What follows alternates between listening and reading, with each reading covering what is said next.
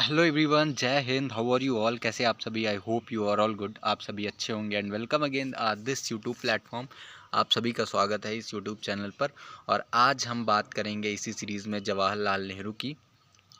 India में इनको बहुत क्रिटिसाइज़ किया जाता है इंडिया के लोगों के ही द्वारा, लेकिन अगर इनकी हम वर्ल्ड वाइड बात करें फ़ैन फॉलोइंग नहीं कह सकते हैं, अगर इनके थॉट्स की बात करें तो इनकी थॉट्स की काफ़ी वैल्यू करते हैं यूरोपियन कंट्रीज़, और इंडिया में भी बहुत सारे लोग हैं और करनी भी चाहिए, है ना। और अगर हम इनकी लाइफ को डीपली स्टडी करेंगे तो जो भी इन्होंने डिसीज़न लिए हैं, आई थिंक जो वहाँ पे लीडर या कोई भी पीएम होता तो वो वही डिसीज़न लेता।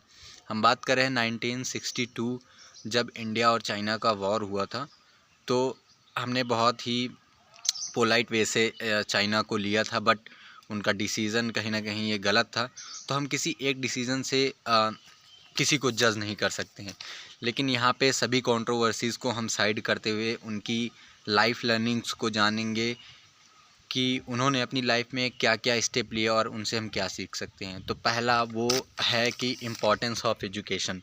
वो हमेशा ये कहते थे कि एजुकेशन को प्रमोट करना चाहिए। और मैंने जहाँ तक सभी लीडर्स को पढ़ा है, जाना है जितना अपने अनुसार, वो सभी कहते थे कि एजुकेशन इज़ एम्पावरमेंट। अगर एम्पावरमेंट करना है तो एजुकेशन का कीजिए और सभी एरियाज़ ठीक हो जाएंगे वैसे ही, अगर आप एजुकेशन सही देंगे। तो अगर एग्ज़ाम्पल दें कि केवल बात नहीं करते थे, इसके एग्ज़ाम्पल भी हैं कि कैसे इन्होंने एजुकेशन को प्रमोट किया। वो ये है कि ही प्लेड की रोल इन ये इसका एग्ज़ाम्पल नहीं था, ये इसका एग्ज़ाम्पल है importance of education. He establish IITs, Indian institute of technology, है ना। यही होगा कि उन्होंने IITs की स्थापना की। जैसे आप नीट सुनते हैं, वैसे IIT होता है, IIT कॉलेज की इन्होंने स्थापना की कि हमारे देश में इंजीनियरिंग, टेक्नोलॉजी, साइंस में डेवलपमेंट हो, है ना। तो इन्हीं की ये देन है IITs की। और अगर हम बात करें दूसरी चीज़ की, इनकी लाइफ लर्निंग्स की, तो इनका मानना सेक्युलरिज़म एंड सोशल जस्टिस पे था कि सभी को समान अधिकार मिले, जस्टिस मिले। और जब एग्ज़ाम्पल ये है कि जब ये प्रधानमंत्री बने तो इन्होंने अंबेडकर को कानून मंत्री बनाया।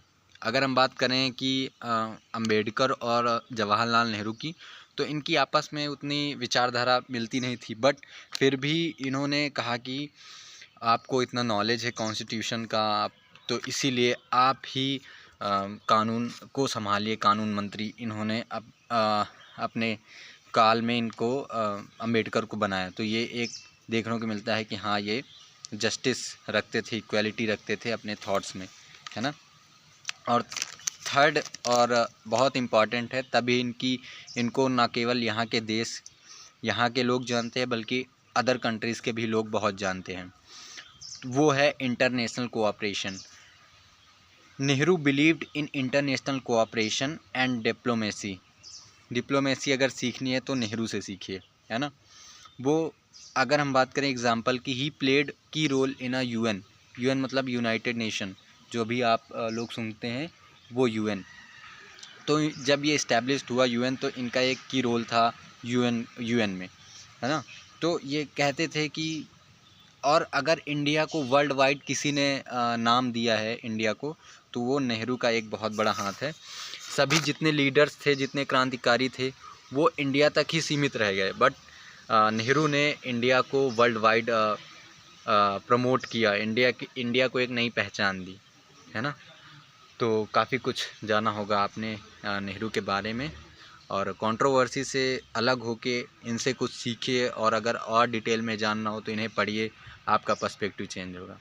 तो थैंक यू एवरीवन, जय हिंद।